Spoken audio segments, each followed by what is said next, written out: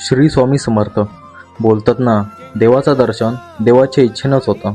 तर असंच तर झालं असं की चाललंय होते गणपती बाप्पाचं दर्शन घेऊ अंडरग्राऊंड गणपती मंदिरात. तर तिकडे बाप्पाच्या मंदिरात जाऊ लाईन होती. बाप्पाचं दर्शन एकदम मस्त झाला आणि बघतोय काय, बाजूक स्वामी समर्थांचं मठ. लगेच स्वामी समर्थांचा बोलावणा येईल. एकदम चरण स्पर्श स्वामींचं दर्शन झालं. वारकरी भजन होता, एकदम आपल्या कोकणात असता तसाच. एकदम दंग झालाय त्याच्यातच. प्लॅन होतो बाप्पाच्या दर्शनाला जाऊचो, पण स्वामींचं दर्शन पण झाला. एकदम नवीन वर्षाची सुरुवात स्वामींच्या आणि बाप्पांच्या दर्शनानं झाली. आज होतो माझं 30 डेज डेली व्लॉगचो दिवस पहिलो.